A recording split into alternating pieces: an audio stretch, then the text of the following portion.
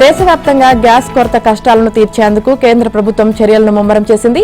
Iran ప్రభుత్వంతో విదేశాంగ శాఖ జరిపిన చర్చలు సఫలం కావడంతో హార్ముజ్ జలసంధి నుంచి మన దేశానికి చెందిన నౌకలు తరలివస్తున్నాయి.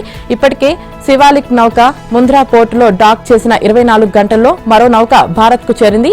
2 నౌకలు భారీగా ఎల్పీజీని తీసుకురావడంతో దేశవ్యాప్తంగా సుమారు 60 లక్షల ఎల్పీజీ సిలిండర్లకు అందుబాటులోకి రానున్నాయి.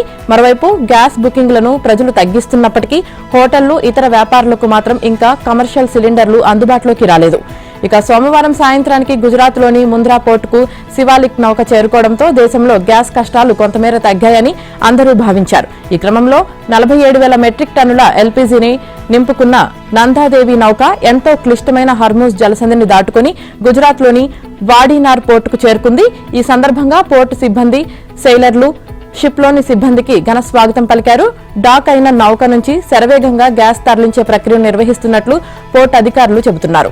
దేశంలో పెట్రోల్, డీజిల్ నిల్వలు పుష్కలంగా ఉన్నాయని, ఎక్కడా కొరత లేదని కేంద్ర పెట్రోలియం శాఖ జాయింట్ సెక్రటరీ సుజాత శర్మ తెలిపారు. ఇంధన కొరతపై వస్తున్న తప్పుడు ప్రచారాలను నమ్మవద్దని, పెట్రోల్ బంకుల వద్దకు వెళ్లి అధికంగా కొనుగోలు చేయడం వంటివి చేయవద్దని ఆమె కోరారు. ఇక వాణిజ్యపరమైన ఎల్పీజీ సిలిండర్లను వాడుతున్న వినియోగదారులు పీఎన్జీ కనెక్షన్లకు మారడం మంచిదని సూచించారు.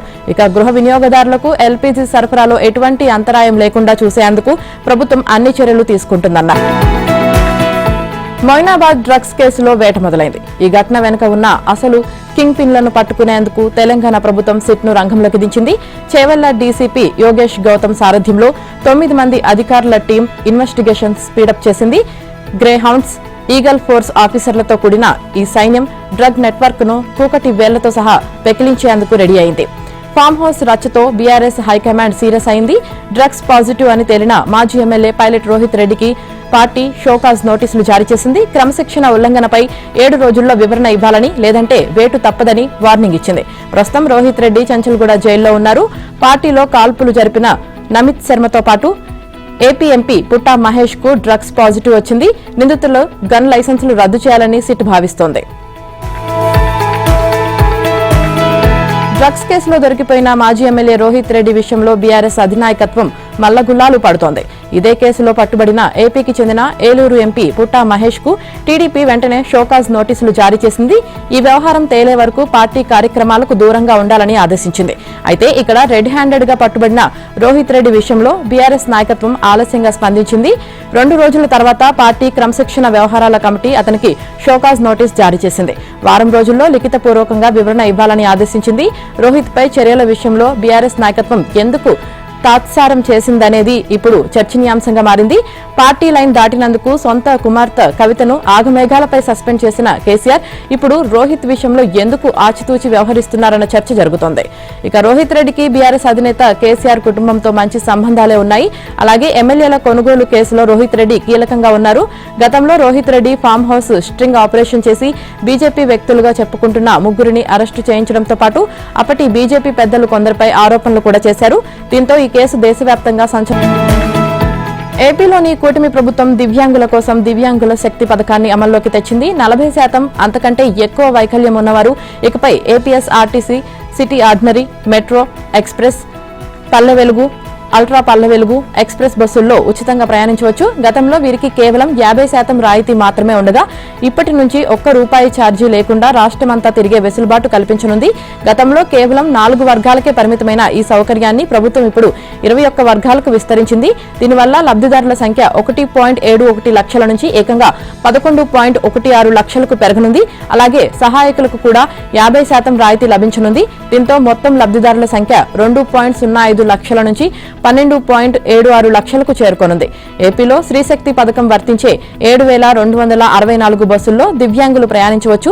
ఇందుకోసం ప్రభుత్వం ఏటా 207 కోట్ల సబ్సిడీ భరించనుంది. పాత పాసులు ఉన్నవారు నేరుగా వాడుకోవచ్చు లేదా మిత్రా వాట్సాప్, ఆర్టీసీ యాప్స్ ద్వారా డిజిటల్ పాసులు పొందవచ్చు. సదరం యాప్తో అనుసంధానం కావడంతో భౌతిక సర్టిఫికేట్లు చూపించాల్సిన అవసరం లేకుండానే క్యూఆర్ కోడ్ జారీ చేయనున్నారు. శ్రీశక్తి పథకం ద్వారా ఇప్పటికే 7 నెలల్లో 52 కోట్ల ఉచిత ప్రయాణాలు సాగాయి.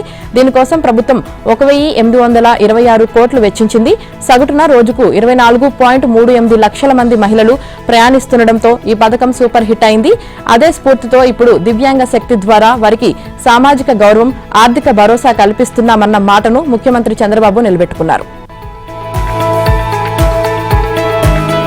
ప్రభుత్వ పాఠశాలలపై ప్రభుత్వం ప్రత్యేక దృష్టి పెట్టింది. విద్యార్థులకు అందుతున్న విద్యా భోజనాన్ని పరిశీలించేందుకు నేతలు బడిబాట పట్టారు. దీనిలో భాగంగా మంత్రి లోకేష్ ఎన్టీఆర్ జిల్లా మైలవరం, దేవుని చెరువు, తారకరామనగర్ మండల పరిషత్ ఆదర్శ ప్రాథమిక పాఠశాలను ఆకస్మికంగా తనిఖీ చేశారు. ఇటీవల మధ్యాహ్న భోజనం బాగాలేదంటూ పాఠశాల హెడ్ మాస్టర్ డ్రామా ఆడించిన ఘటన నేపథ్యంలో మంత్రి ఆకస్మిక తనిఖీ చేశారు. విద్యార్థులకు వడ్డిస్తున్న మధ్యాహ్న భోజనాన్ని పరిశీలించి స్వయంగా తిని నాణ్యతను చూశారు. పాఠశాలలో అందుతున్న భోజనాన్ని పరిశీలించిన లోకేష్ ప్రతిరోజు అందుతున్న భోజనం నాణ్యత గురించి విద్యార్థులను అడిగి తెలుసుకున్నారు. భోజనం సిద్ధమయ్యాక ప్రతిరోజు ఒక ఉపాధ్యాయుడు నాణ్యత పరిశీలిస్తున్నారా అని వాకబు చేశారు. ఇక భోజనం సరిగా లేకపోతే తల్లిదండ్రులకు చెప్పాలని మంత్రి విద్యార్థులకు సూచించారు. భోజనం నాణ్యతపై లీప్ యాప్ ద్వారా తల్లిదండ్రులు అభిప్రాయాలు తెలుసుకుంటున్నామన్నారు. ఇంకోసారి తప్పు జరగకుండా చూసుకుంటామని మంత్రి హామీ ఇచ్చారు. విద్యాబోధన తీరు, పరిసరాలు, రికార్డులను మంత్రి లోకేష్ పరిశీలించారు. అనంతరం పాఠశాలలో ఉన్న అంగన్వాడీ కేంద్రాన్ని మంత్రి సందర్శించారు. విద్యార్థులకు అందుతున్న ఆహారాన్ని, అంగన్వాడీ కేంద్రం పరిశుభ్రతను పరిశీలించి సంతృప్తి వ్యక్తం చేశారు. తప్పులు పునరావృతమైతే కఠిన చర్యలు తప్పవని అధికారులను హెచ్చరించారు. ఇక నంద్యాల జిల్లా బనగానపల్లె మండలం ఇల్లూరు కొత్తపేటలో జడ్పీ హైస్కూల్లో మంత్రి బీసీ జనార్దన్ రెడ్డి ఆకస్మిక తనిఖీ చేశారు. పాఠశాలలో విద్యార్థులకు అందుతున్న మధ్యాహ్న భోజనం నాణ్యతను పరిశీలించారు. విద్యార్థులను అడిగి తెలుసుకున్నారు. పాఠశాలలో నూతనంగా నిర్మిస్తున్న ల్యాబ్లను పరిశీలించి త్వరితగతిన పూర్తి చేయాలని అధికారులను ఆదేశించారు. పంగిడిగూడెం జడ్పీ హైస్కూల్ను పరిశీలించిన ఎమ్మెల్యే విద్యార్థులతో కలిసి భోజనం చేశారు. ఇక ఏలూరు జిల్లా ద్వారకా తిరుమల మండలం పంగిడిగూడెం జడ్పీ హైస్కూల్ను గోపాల్పురం ఎమ్మెల్యే మద్దిపాటి వెంకటరాజు ఆకస్మిక తనిఖీ చేశారు. మధ్యాహ్న భోజన పథకాన్ని పరిశీలించిన ఎమ్మెల్యే విద్యార్థులతో కలిసి భోజనం చేశారు. పాఠశాలలో ఏమైనా లోపాలు ఉంటే వెంటనే తనకు చెప్పాలని ఉపాధ్యాయులకు సూచించారు. విజయవాడ రూరల్ నున్నా జిల్లా పరిషత్ హైస్కూల్ను ఎమ్మెల్యే యార్లగడ్డ వెంకట్రావు పరిశీలించారు. రైతన్న మీకోసం వారోత్సవాల్లో భాగంగా ఇంటింటికి తిరిగిన ఆయన పాఠశాలను సందర్శించారు. విద్యార్థులతో మాట్లాడారు. వారి సమస్యలను అడిగి తెలుసుకున్నారు. వారంలో ఒకరోజు ఎమ్మెల్యేలు తమ నియోజకవర్గంలో ఒక పాఠశాలలో విద్యార్థులతో కలిసి మధ్యాహ్న భోజనం చేయాలన్నారు మంత్రి లోకేష్.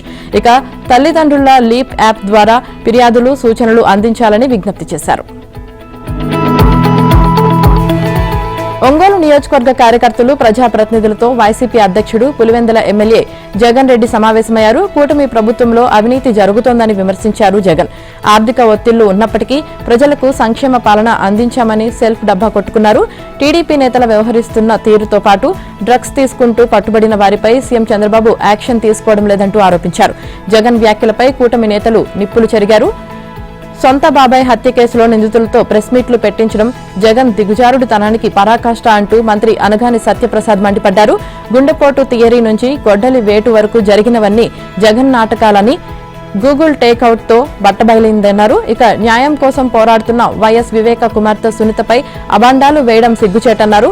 15 రోజులకు ఒకసారి వచ్చి అబద్దాలు చెప్పి వెళ్తే ప్రజలు నమ్మరంటూ ఎద్దేవా చేశారు. మద్యం కుంభకోణంలో అంతిమ లబ్దిదారుడు ఎవరనేది ప్రజలకు తెలుసన్నారు టీడీపీ పోలిట్ బ్యూరో సభ్యులు వర్ల రామయ్య. ఇక లిక్కర్ స్కామ్ తో సంబంధం లేదని ఇప్పటి వరకు జగన్ చెప్పలేదని వర్ల గుర్తు చేసుకున్నారు. ఇక హవాలా ద్వారా వచ్చిన డబ్బులు అంతిమ లబ్దిదారుడికి వెళ్లాయని ముప్పిడి అవినాష్ రెడ్డి చెప్పారని ఆరోపించారు.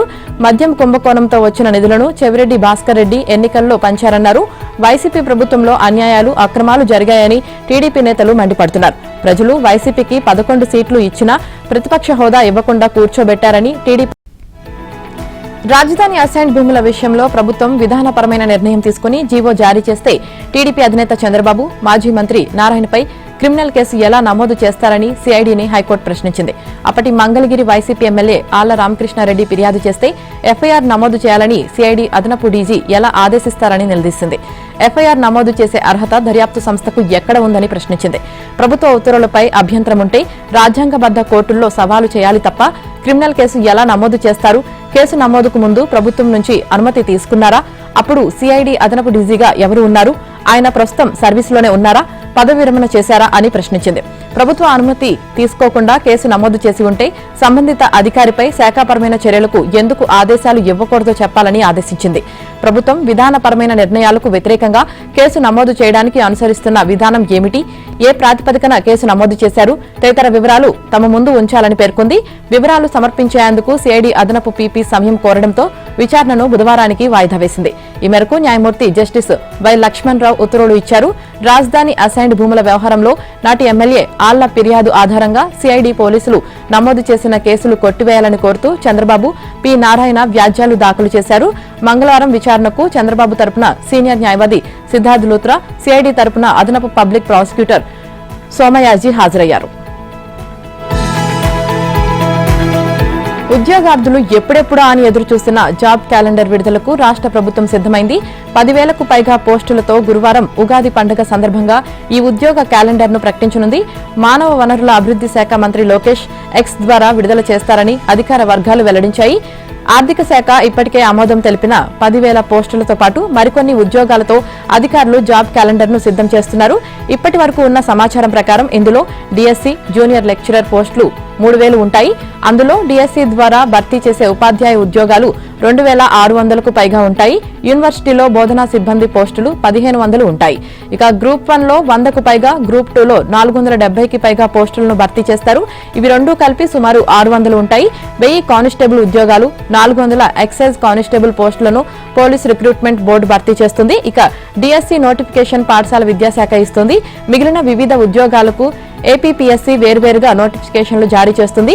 నిర్దేశిత గడువులో వీటిని భర్తీ చేసేలా అధికారులు క్యాలెండర్ రూపొందిస్తున్నారు.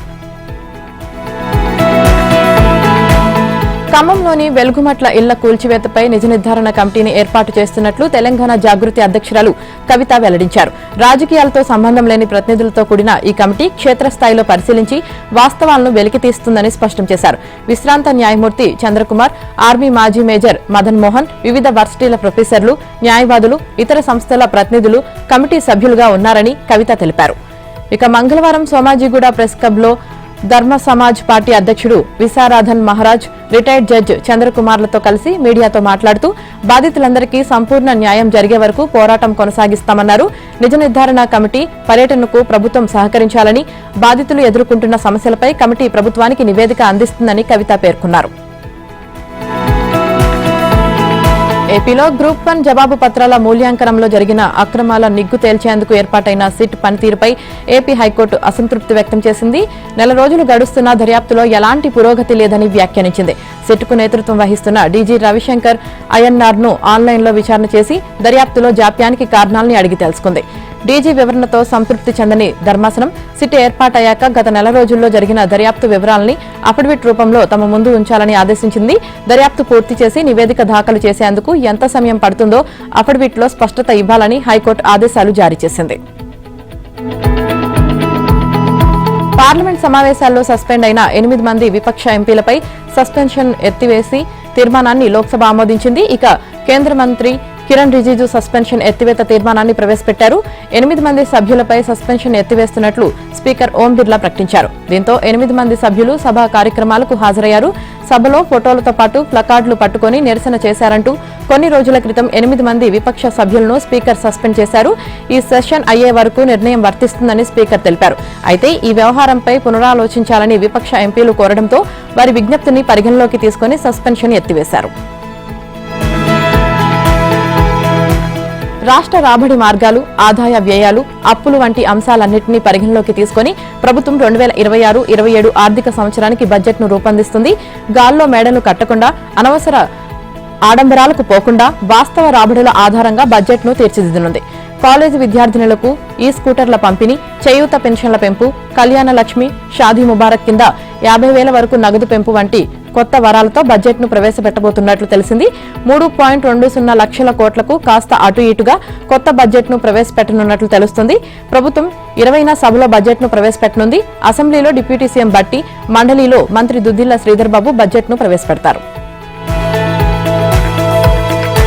రాష్ట్ర ప్రభుత్వం ప్రతిష్టాత్మకంగా చేపట్టిన మూసీ పునరుజ్జీవ ప్రాజెక్టుపై శాసనసభలో బుధవారం చర్చ జరగనుంది. ప్రశ్నోత్తరాల్లో భాగంగా దీనిపై చర్చ చేపట్టనున్నారు. ప్రశ్నోత్తరాల సమయంలో ప్రభుత్వ వివరణ కోసం అధికార విపక్షాల పార్టీల ఎమ్మెల్యేలు వివిధ అంశాలపై అడిగిన ప్రశ్నల్లో 10 బుధవారం చర్చకు రానున్నాయి. వీటిలో మూసీ పునరుజ్జీవంపై బీఆర్ఎస్ సభ్యులు కేటీఆర్, సుధీర్ రెడ్డి, కాలేరు వెంకటేష్, బండారి లక్ష్మారెడ్డి వేసిన ప్రశ్నలు మూడో అంశంగా చర్చకు రానున్నాయి. ఇక మున్సిపల్ శాఖను కూడా నిర్వహిస్తున్న సీఎం రేవంత్ రెడ్డి ఈ ప్రశ్నలకు స్వయంగా వివరణ ఇచ్చే అవకాశం ఉంది. బడ్జెట్ సమావేశాలను మరికొన్ని రోజులు పొడిగించాలని ప్రతిపక్షాలు డిమాండ్ చేసినప్పటికీ ఈ నెల 30 వరకే నిర్వహించాలని ప్రభుత్వం నిర్ణయించింది. బీఏసీ సమావేశంలో నిర్ణయించిన అజెండాను మంగళవారం శాసనసభ ముందు ఉంచారు. దాని ప్రకారం బడ్జెట్ సమావేశాలు 30 వరకు కొనసాగుతాయి. ఇక మంగళ బుధవారాల్లో గవర్నర్ ప్రసంగానికి ధన్యవాద తీర్మానంపై చర్చ, సమాధానం ఉంటాయి. గురువారం ఉగాది సందర్భంగా సభకు సెలవు ఉంటుంది. ఇక 2026-27 ఆర్థిక సంవత్సరం బడ్జెట్ ను డిప్యూటీ సీఎం బట్టి విక్రమార్క సభలో ప్రవేశపెడతారు. 21న రంజాన్ సెలవు, 22న ఆదివారం, 23-24 తేదీల్లో బడ్జెట్ పై చర్చ, సమాధానం ఉంటుంది. 25 నుంచి 29 వరకు శాఖల పద్దులపైన చర్చ, ఆమోదం ఉంటాయి. ఇక మధ్యలో 27న శ్రీరామనవమి సందర్భంగా సభకు విరామం ఇవ్వనున్నారు. 30న ద్రవ్య వినిమయ బిల్లుపై చర్చ, ఆమోదం ఉంటాయి. పద్దులపై చర్చ మొదలైన తర్వాత మధ్యలో వీలును బట్టి పలు బిల్లులకు సభ ఆమోదం తీసుకోనున్నారు. భారత్ లో ఉగ్రవాద కార్యకలాపాలకు కుట్ర చేసినందుకు గత వారం ఒక అమెరికన్తో పాటు 6 ఉక్రెయిన్ పౌరులను జాతీయ దర్యాప్తు సంస్థ అధికారులు అరెస్టు చేశారు. వారిపై శనివారం కేసు నమోదు చేసిన ఎన్ఐఏ అధికారులు పాటియాలా హౌస్ కోర్టులో ప్రవేశపెట్టగా తొలుత 3 రోజులు సోమవారం ఈ నెల 27 వరకు జ్యుడిషియల్ రిమాండ్ విధిస్తూ న్యాయమూర్తి ప్రశాంత్ శర్మ ఆదేశాలు జారీ చేశారు. వారిపై చట్టవిరుద్ధ కార్యకలాపాల నిరోధక చట్టంలోని 18వ సెక్షన్, ఇతర సెక్షన్ల ఆధారంగా కేసు నమోదైంది. ఇక మయన్మార్ మీదుగా మిజోరాంలో అడుగుపెట్టిన అనుమానితుల వద్ద నిషేధిత ప్రాంతాల్లో పర్యటనకు అనుమతించే పత్రాలేమీ లేవు. అనుమానితుల వద్ద గల మొబైల్ ఫోన్ల డేటా విశ్లేషణ ఆధారంగా వారిపై కేసు నమోదు చేసినట్లు ఎన్ఐఏ తెలిపింది. వీరు భారత్ మీదుగా మయన్మార్కు డ్రోన్లో ఆయుధాలు సరఫరా చేస్తున్నట్లు అభియోగాలున్నాయి. ఇక దీంతో పాటు భారత్లోని నిషేధిత తీవ్రవాద సంస్థలకు వారు ఆయుధాలు అందజేసి శిక్షణ ఇచ్చినట్లు ఆధారాలు లభించాయి. మాతృత్వ సెలవుల తరహాలోనే తండ్రులకు పితృత్వ సెలవులు ఇవ్వాలని సుప్రీంకోర్టు ప్రతిపాదించింది. ఈ మేరకు చట్టం చేయాలని కేంద్ర ప్రభుత్వానికి సూచించింది. దత్తత తీసుకున్న పిల్లల విషయంలో మాతృత్వ సెలవులకు సంబంధించిన పిటిషన్ను విచారిస్తున్న సమయంలో justice JB Pardiwala, justice R మహదేవన్ల ధర్మాసనం కేంద్రానికి ఈ సలహా ఇచ్చింది. పిల్లల శారీరక, మానసిక అభివృద్ధిలో తండ్రి పాత్రను విస్మరించడం అన్యాయమే అవుతుందని వ్యాఖ్యానించింది. తండ్రికి కూడా సెలవులు ఇవ్వడం ద్వారా కుటుంబం, పని స్థలాల్లో స్త్రీ పురుష సమానత్వాన్ని ప్రోత్సహించినట్లు అవుతుందని అభిప్రాయపడింది. ఇక స్త్రీల పనులు, పురుషుల పనులు అన్న విభజనను చెరిపేసేందుకు ఉపకరిస్తుందని వ్యాఖ్యానించింది. పిల్లల పెంపకం ఏ ఒక్కరి పనో కాదని బాధ్యతను సమానంగా పంచుకోవాలని చెప్పింది. శైశవ దశలో తండ్రి పాత్రపై సమాజంలో అపోహాలు ఉన్నాయని, బిడ్డతో తల్లి అంత సన్నిహితంగా ఉండలేదని, తల్లిలాగా తప్పనిసరి అవసరం కాదని అనుకుంటారని వ్యాఖ్యానించింది. శిశువు తల్లిదండ్రుల అవసరాలకు అనుగుణంగా పితృత్వ సెలవులు ఉండాలని చెప్పింది. శైశవ దశలో భావోద్వేగ బంధాలు బలపడతాయని, ఆ సమయంలో పక్కనే తండ్రి ఉండడం శిశువును శారీరకంగా, మానసికంగా బలోపేతం చేస్తుందని న్యాయమూర్తులు అభిప్రాయపడ్డారు. ఇక నవజాత శిశువుకు తండ్రి సాంగత్యం అవసరాలను వాయిదా వేయలేమని, వారాంతాల్లో వారితో గడపడం ద్వారా పూడ్చుకుందామంటే కుదరదని చెప్పారు. నవజాత శిశువుకు నాన్న మాటలు వినడం, స్పర్శతో అనుభూతి చెందడం ఎంతో అవసరం. ఇవి కేవలం జ్ఞాపకాలు కావు, భావోద్వేగ భద్రతకు, అనుబంధాలకు పునాది వేసేవి అని వ్యాఖ్యానించారు. ఇప్పటికే కేంద్ర, రాష్ట్ర ప్రభుత్వ ఉద్యోగులకు 15 రోజుల పితృత్వ సెలవులు ఉన్నప్పటికీ సుప్రీంకోర్టు దాన్ని దేశ పౌరుల అందరికీ వర్తించే విధంగా చట్టబద్దం చేయాలని సూచిస్తోంది. హైదరాబాద్ కూకట్పల్లిలో ₹1 దోపిడీ కేసును పోలీసులు ఛేదించారు. మోటార్ సైకిలిస్టుల నుంచి కోటి దోచుకున్న గ్యాంగ్ అరెస్టు చేశారు. ఇక ఈ కేసులో 24 గంటల్లోని నిందితులను పట్టుకున్నారు కూకట్పల్లి పోలీసులు. ఈ కేసులో 4గురిని అరెస్టు చేసిన పోలీసులు దోపిడీ సొమ్ములో 77 లక్షలకు పైగా నగదును స్వాధీనం చేసుకున్నారు. అరెస్ట్ అయిన వారిలో ఉమర్ షరీఫ్, సద్దాం, హమీద్, కుష్రుద్దీన్ ఉన్నారు. ఇక హవాలా డబ్బుపై కన్నేసిన కుష్రుద్దీన్ ఈ ప్లాన్ వేశాడు. కుట్రలో భాగమై మనీ కొట్టేసి అతడే డ్రామా ఆడించాడు. ఇక కుష్రుద్దీన్ వేసిన ప్లాన్ ప్రకారం ముందుగా మిరపపొడి దాడి చేసి ఆపై దోపిడీ చేశారు. ఇక అతను క్యాష్ రిసీవ్ చేసుకుని వెళ్తున్న సమయంలో 3 బైకులపై వెంబడించి గ్యాంగ్ పథకం అమలు చేసింది.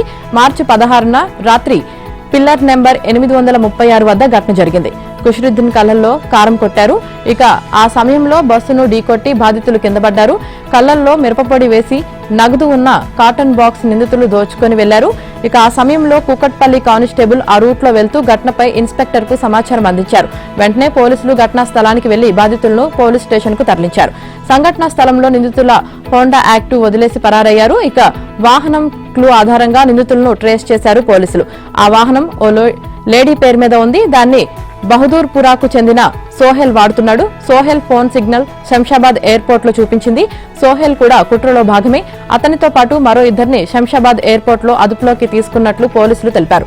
నిందితులు లక్నోకు పారిపోవడానికి ప్రయత్నిస్తుండగా ఎయిర్పోర్ట్ లో అరెస్టు చేశామన్నారు. ఇంకా 5 మంది నిందితులు పరారీలో ఉన్నారని, వారి కోసం గాలింపు చర్యలు చేపట్టామన్నారు పోలీసులు. సీసీటీవీ, టెక్నికల్ ఎవిడెన్స్ తో కేసు ఛేదించామని పోలీసులు తెలిపారు. అమృత్ భారత్ ఎక్స్ప్రెస్ రైళ్లకు ప్రయాణికులు బ్రహ్మరథం పడుతున్నారు. దూర ప్రాంతాలకు వెళ్లే ప్రయాణికుల కోసం తక్కువ ఛార్జీతో వందే భారత్ తరహా సౌకర్యాలను చేరువ చేసే లక్ష్యంతో రైల్వే శాఖ కొత్తగా పలు అమృత భారత్ ఎక్స్ప్రెస్లను ప్రవేశపెట్టింది. దక్షిణ మధ్య రైల్వే పరిధిలో ప్రస్తుతం 3 అమృత భారత్ ఎక్స్ప్రెస్లు పట్టాలపై పరుగులు పెడుతుండగా ఈ నెల 18 నుంచి మరొకటి, ఏప్రిల్ నెలలో ఇంకొకటి ప్రారంభించేందుకు రైల్వే బోర్డు ఆమోదం తెలిపింది. గత ఏడాది సెప్టెంబర్లో చర్లపల్లి టు ఉత్తరప్రదేశ్, జనవరి 27 నుంచి చర్లపల్లి టు తిరువనంతపురం మార్గంలో, ఈ నెల 12న చర్లపల్లి నుంచి తమిళనాడుకు అమృత భారత్ రైళ్లు ప్రారంభమయ్యాయి. ఇక ఈ నెల 18న చర్లపల్లి నుంచి అస్సాంలోని ప్రముఖ పుణ్యక్షేత్రమైన కామ్యాక్ మరొక అమృత భారత్ ఎక్స్ప్రెస్ రైలును అధికారులు పచ్చజెండా ఊపనున్నారు. ఇక ఆయా రైళ్లకు ఇప్పటికే 100 నుంచి 150 ఆక్యుపెన్సీ ఉండడంతో మరిన్ని అమృత భారత్లు నడిపేందుకు రైల్వే అధికారులు ప్రణాళికలు సిద్ధం చేస్తున్నారు. ఈ క్రమంలోనే ప్రస్తుతం చర్లపల్లి టు పశ్చిమ బెంగాల్ మధ్య నడుస్తున్న ప్రత్యేక రైలు స్థానంలో ఏప్రిల్ నుంచి కొత్త అమృత భారత్ ఎక్స్ప్రెస్ నడపాలని రైల్వే శాఖ తాజాగా నిర్ణయించింది. ఐపీఎల్ గుజరాత్ టైటాన్స్ ప్రస్థానం నమ్మశక్యం కాని రీతిలో ఆరంభమైంది. లీగ్లోకి తొలిసారిగా 2022లో అడుగుపెట్టిన టైటాన్స్ అదే ఏడాది విజేతగా నిలిచి అదరహో అనిపించింది. తర్వాతి ఏడాది కూడా ఫైనల్ దాకా వెళ్లింది. దీంతో ఒక్కసారిగా అందరి దృష్టి టైటాన్స్ పై పడింది. ఈ 2 సీజన్లకు హార్దిక్ పాండ్యా కెప్టెన్ గా వ్యవహరించాడు. కానీ 3వ ఏడాది నుంచి జట్టు ఆటలయ తప్పింది. ఇక పాండ్యా ముంబైకి వెళ్లడంతో శుభమన్ గిల్ జట్టు పగ్గాలు చేపట్టాడు. గిల్ ఆధ్వర్యంలో 2024లో లీగ్ దశకే పరిమితమైన గుజరాత్ నిరుడు ఎలిమినేటర్ లో వెనుదిరిగింది. ఈసారి వేలంలో కీలక allrounder Jason Holder, Tom Luke వుడ్లను తీసుకున్న టైటాన్స్ పునర్వైభవాన్ని చాటాలనుకుంటుంది. మరోవైపు ఈ ఫార్మెట్ లో సత్తా నిరూపించుకోవడం కూడా గిల్ కు కీలకం కానుంది.